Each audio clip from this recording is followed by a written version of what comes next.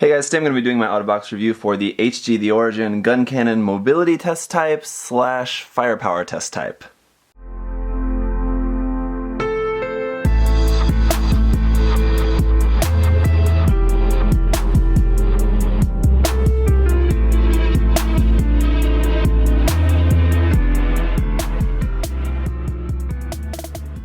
So yeah, just want to say clearly right off the bat, this kit only comes with one kit. Like, you can only build one of these. I just happened to have two of the kits, so I was able to build both. So I just want to thank, as always, MindFenix Hobby Store for sending me this one to share with you guys, and I just want to thank my own stupidity for accidentally ordering a second one and getting that one. But anyway, it works out because I can show them both to you without having to switch the parts, and later when I paint them, I can actually paint both of them and have both. So, you know, it all works out fine. But so yeah, just want to make that clear. Don't want anybody to be confused and think that you actually get both of these in one box. If you want to have both, you have to buy two of the kit, but you do have all the parts to make either one or the other. So I'll give you a look around these. For the most part, it's going to be really similar, almost exactly the same to the Guncannon First Type, which is a previous Origin kits. Really the only thing that's different is going to be you'll have a little bit different option there for the arms. On the Firepower Test Type, the one with the larger cannons there has that machine gun arm, and then they have different heads, and then of course the armaments on top of the torso are different, and then obviously different colors, different stickers, but that's all just cosmetic things. So anyway, if you saw my review for the Guncannon First Type, you know that was a kit that I really liked quite a bit. You know, it's kind of funny, I've never really been a fan of the Guncannon, like, really at all, ever, in my entire time of like being a fan of Gundam and Gunpla, but I've been coming around quite a lot since the release of the HG Revive Guncannon. That kit was really great, and then these Origins Guncannon kits are really fantastic. So I'm really loving the Guncannon releases lately. Still don't know if I'm gonna ever go back and like want the old HGUC or even the Master Grade Guncannon. Those still aren't really on my radar, but these HGs are pretty awesome, these newer ones. So yeah, if you get just one of this kit, you'll get all the parts to make either one or the other.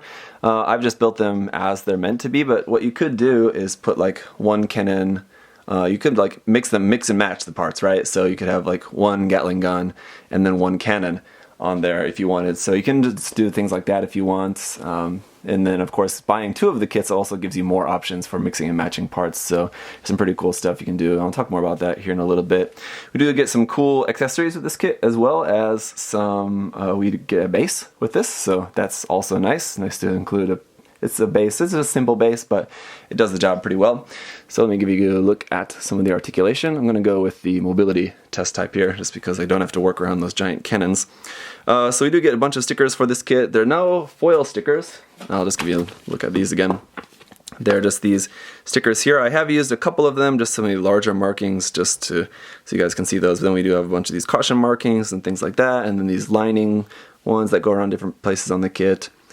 Big EFSF logo that's supposed to go like on the side of the leg. I found on the Guncannon First Type kit that doesn't really fit around that leg very well. But anyway, our stickers for the cameras are also printed on this sticker sheet here, so those aren't actually foil stickers. So you'll see a couple of them here on the head, top of the head there, two stickers there, one on the back of the head. We have a clear green piece for the visor, and that's the same on both of the kits.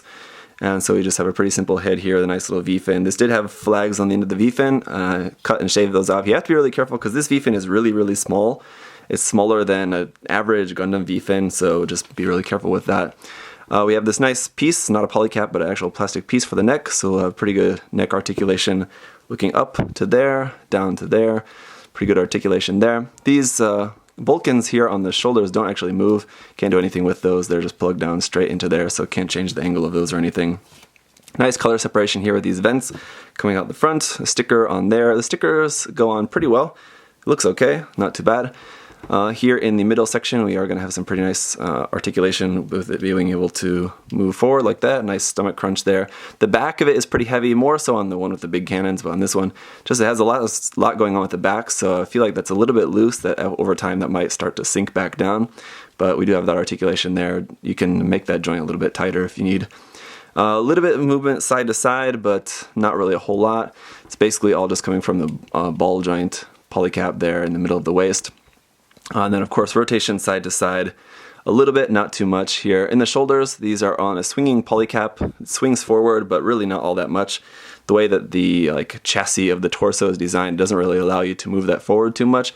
One thing that I think you maybe could do is just cut this a little bit more, just cut this a little bit forward, like maybe 1 or 2 millimeters more forward. That way you could still hold the polycap in there, but you can move the arm more forward if you needed. But I think it's kind of enough.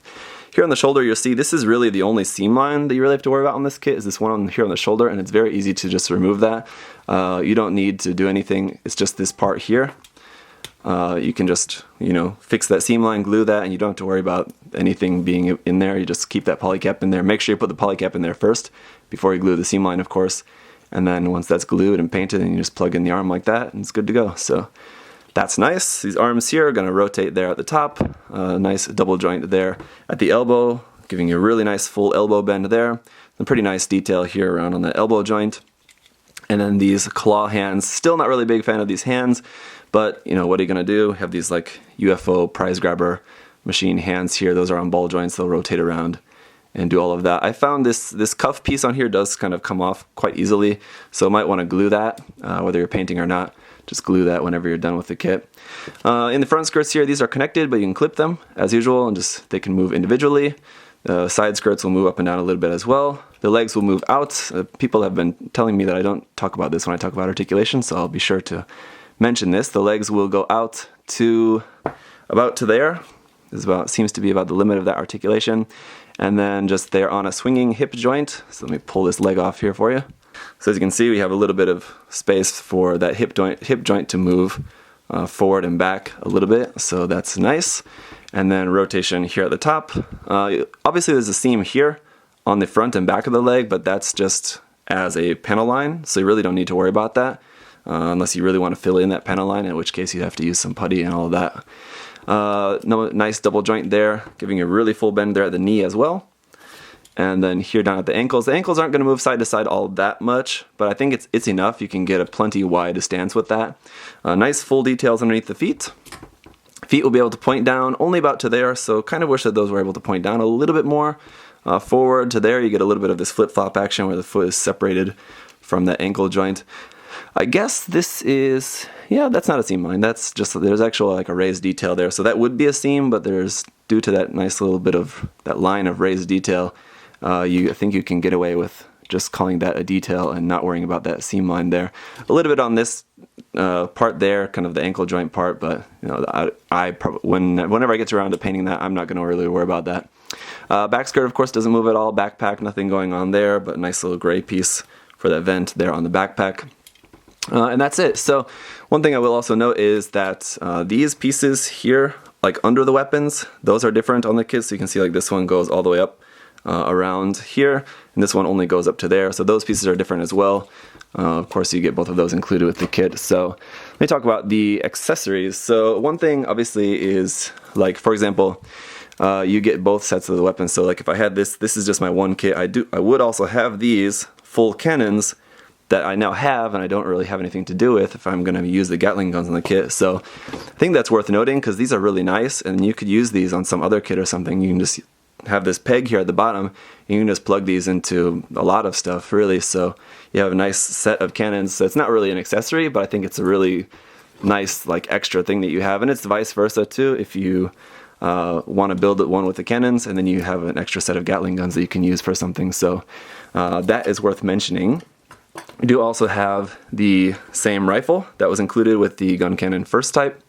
No sticker for the scope of this, but this just fits over the arm, and let me see here. Then we also have a hand for holding a gun here. I have on the machine gun. So the side handle folds out, the stock folds back.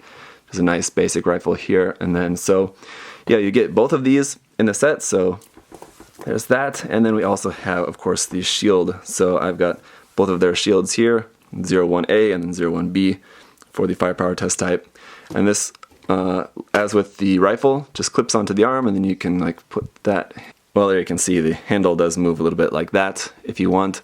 But anyway, I guess it's better to put that through the hand first and then clip this onto the forearm. And there you go, simple but effective for a nice little shield there. And then the same thing for the other hand, whether you want to use the rifle or not. If you want to use the rifle, that just clips onto the forearm. And then we just have our base, like that. So again, like say for example, I wanted to make the mobility test type, and I'm using the mobility test type head. Then I would have an extra just firepower test type gun cannon head just left over, which you could then do, you know, with whatever you want. If you wanted to use that on a different like GM kit or something you have, I think could be pretty cool. So I think it's definitely also this arm too. You'd have an extra one of these that you could use if you want. Like obviously you don't have to use this one. This is just how it's supposed to be. But if you did really like this and you wanted to use the Gatling gun on the shoulders too, of course you can use that. So basically my point is that it's worth noting all the stuff that you have left over with this kit, even if you only buy one. Buying two just means you have the ability to buy both, and you have even more stuff left over, which is nice. Then we also, once again, have our base here too. We have a couple different parts for that, for choosing the different angle of that, but nothing too crazy special there. Let me give you guys a look at this compared with the first type as well. Alright, so here's a look at the three of them together if you were to buy two of the mobility test type and firepower test type, and then along with the first type there as well. And I think they make a really, really awesome set having the three of these. In my personal point of view, I think it's totally justified buying all three kits to be able to make a team of them with the different weapons mounted on them. And one thing you'll notice here is that I actually have the missile pod from the Guncannon first type there mounted onto the mobility test type, just to illustrate the fact that you can mix and match all those weapons, including mixing and matching the weapons that were included with the Guncannon first type. So yeah, in my point of view, it's going to be really awesome to paint these up as a team, all three. I know they're supposed to be kind of not really different, not exactly in a team with the three of them, but I'm planning on painting them that way whenever I get around to it. So really, really cool kits, all three of them. I would definitely recommend buying all three just because they're, of course, mostly the same, but just the slight differences set them apart and definitely make them unique in their own different ways. So really loving these. One seam line that I think I also did forget to mention though is on the back of the middle of the torso piece. There's a small seam line there as well. Again, that's something that would be really easy to get rid of if you wanted to, or if you just really couldn't be bothered with that for whatever reason. I don't think it's something that really too many people would ever notice. So, but just to be fair, should also point that out. And just other things that I really love about this kit is just the amount of details, especially compared to some other HG kits that's come out sometimes, even like recent HG kits, quite lacking in detail. I mean, and it's fine. I'm not really one who like will not buy a kit because it doesn't have loads of details in it, but it's just something that's kind of more unique to the HG The Origin line. They tend to be more detailed than, for example, HG Armed Blood Orphans kits, which do have a fair amount of detail, but the nice thing about this line of HG The Origin is that the kits are really, really nicely detailed. So that's one thing that is nice about them. And like if you're gonna go through the work of painting them up and all of that, you have some really, really fantastic details in there that will look really good when the kit is all painted. So that is one thing that I love about these kits. Also, pretty much across the board for them, also the articulation has been really, really good as well.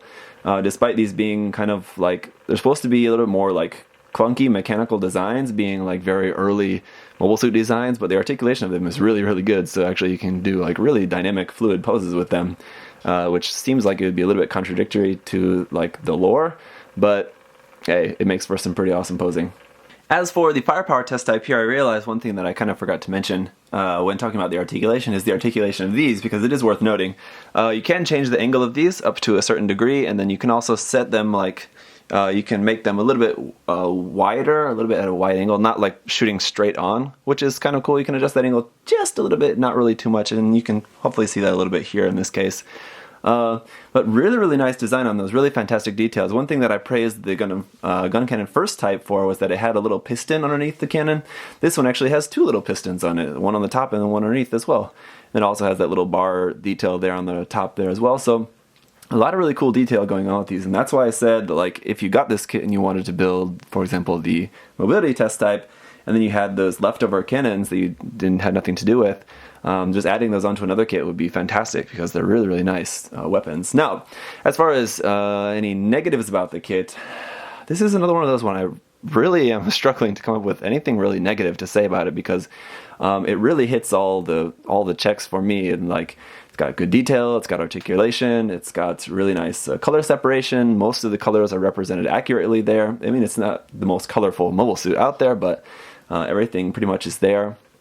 It comes with some really good options in terms of weapons and accessories. You have a lot of different options there that you can do between those. I mean, even aside from just the choosing between one of the two types, you have 2 different rifles to choose from as well. So that's all really, really good.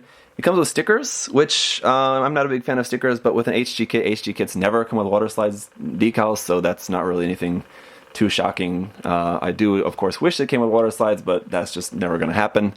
So, I mean, really, there's nothing really negative I could say about this unless you're just really not a fan of yellow or something, in which case you could always just paint it. So that's going to pretty much do it for my review of the HG, the Origin, Guncannon Mobility Test Type / Firepower Test Type.